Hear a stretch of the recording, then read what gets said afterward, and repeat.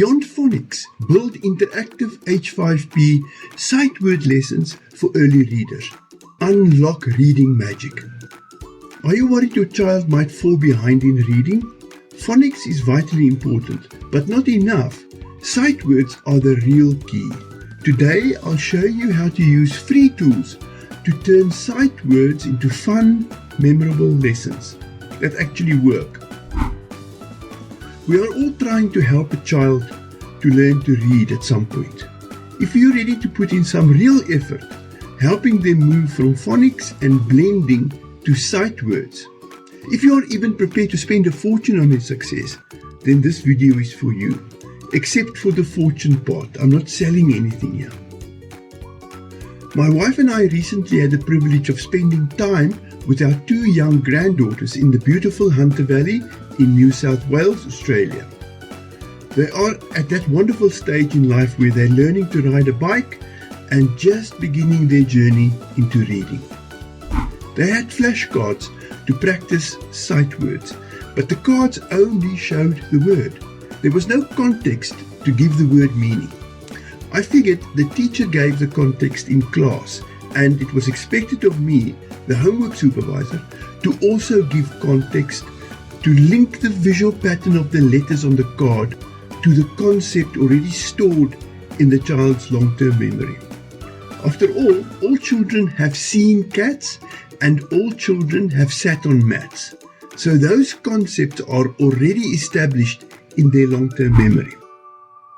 I'm going to show you how I made silly, memorable reading flashcards using only free tools, and how you can do the same at home on your computer. Your child will laugh, learn, and remember their first sight words faster than ever. Here's something that might surprise you. Decoding a simple sentence like, "The cat sat on the mat," can actually overload a young reader's working memory. Why? Because sounding out each word, k, a, t, s, a, t, takes up precious mental space. Phonics and blending are essential early reading skills. But here's the catch. If a child has to consciously decode every single letter in every word, their working memory gets so busy with the mechanics of reading that it can't hold onto the meaning of the words. That's why sight words become so important soon after phonics and blending. What we actually want is this. When a child sees the word cat, their brain should instantly recognize the whole word, not 3 separate sounds. That's when the concept of a cat pop into their working memory as one unit, not 3 separate pieces. That's the magic of sight words. They save mental disk space. They zip the 3 files, k, a, t, into one compact file that working memory can handle. And it's not just about reading fluency, it matters in math too. If a learner is still decoding words like plus and equal while trying to solve 3 plus 2 is equal to 5, they can't focus on the actual math operation. That's why building a strong core of instantly recognizable math sight words is just as crucial in the early years. Let's take a quick moment to explain how sight words work. And no, we are not throwing out phonics. In fact, even mature readers rely on phonics when they meet unusual words like supercalifragilisticexpialidocious. But for the hundreds of common words that children see all the time, words like cat, tap, the, more, fairy, elves, thought, though, elephant, it's far more efficient if the brain can recognize them instantly without having to sound them out letter by letter every time. In the English language, this is particularly difficult because what you see is not always what you get. Consider these: though, through, bought, cough, thought. Kids will have to do the phonics decoding for starters, but then they have to move on quickly to sight words Otherwise, working memory will never hold the meaning of what they are reading. Neuroscientists have identified a part of the brain called the visual word form area, located between the visual system and the language system of the brain. When a child sees a word, this area helps the brain recognize the entire word as a single visual unit instead of a string of letters. But seeing the word isn't enough on its own. That's where our silly sentences come in. When we add a funny or surprising sentence, we activate spoken language areas and we activate emotional memory centers, which makes the word far more memorable. This combination of visual recognition, auditory language, and emotional engagement creates multiple memory traces, making it easier for the child to recall the word the next time they see it. Researchers call this process dual coding and associative learning. It's well supported by studies in reading science, working memory, and cognitive psychology. There's a number of links in the description below to some sources that I referenced.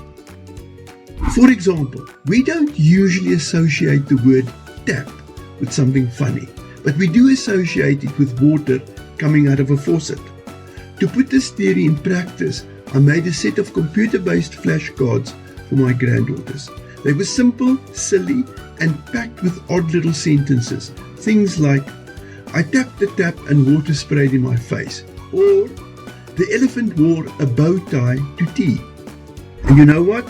They started recognizing the words fast. Why? Because those silly sentences going into the auditory channel gave the words coming into the visual channel some emotional context. The kids weren't just decoding strings of letters, they were imagining little stories.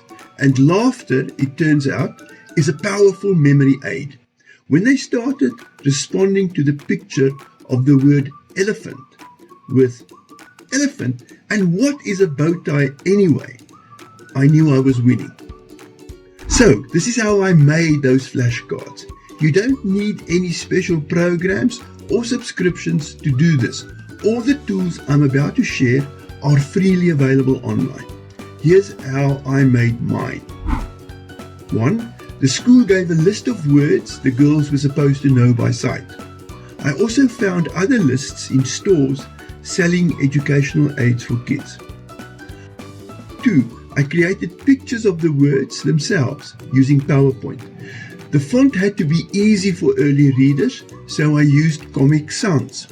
I typed the word in a text box, made the font large, and saved the text box as a picture, giving it the same name as the word displayed. I used PNG files. It's very important to resist the urge to put a picture of an elephant in with the word elephant. We don't want them to recognize images of elephants. We want them to recognize images of the word elephant. That is what reading is. 3. I then prompted ChatGPT to give me silly short sentences using each of the target words. I had to ask ChatGPT because I quickly ran out of my own ideas. But if your imagination is bigger than mine, you can create your own sentences that you know will amuse and emotionally connect with your child. 4.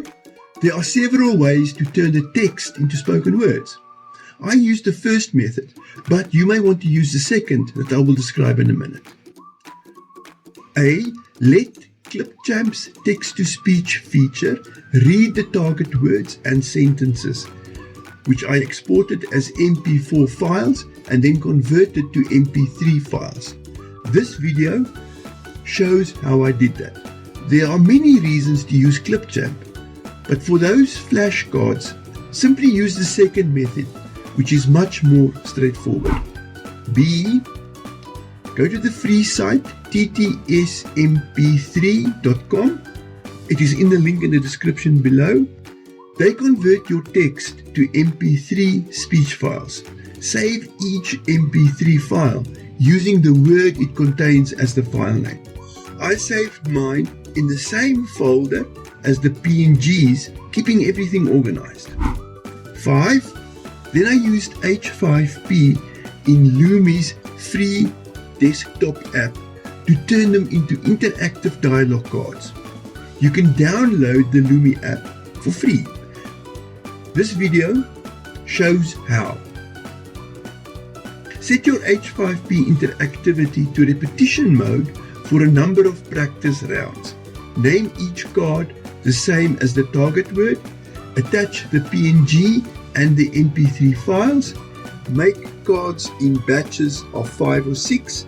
Otherwise, the whole set becomes dreadfully long.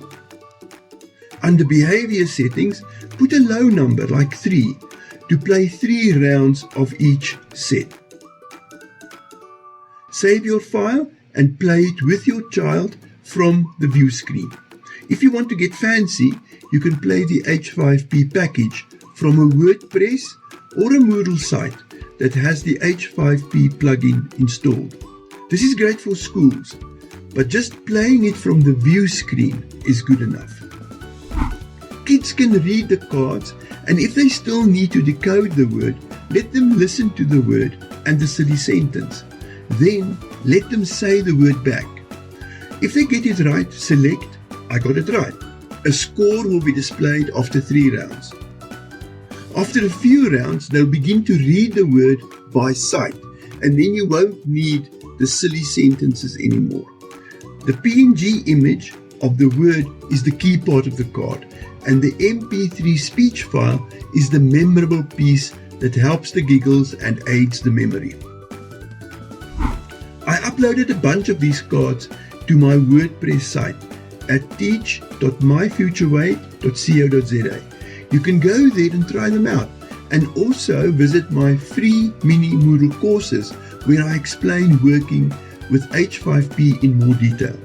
You and your child can try them right now. The links are in the description below. I'd love to see your creations. Drop me a copy of your H5P package file with your own flashcards. Simply save it as an H5P package and upload the H5P package file to Google Drive and post a link in the comments below.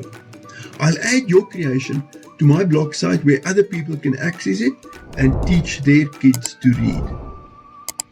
If you found this helpful, please like, subscribe, and leave a comment telling me how your child or students reacted.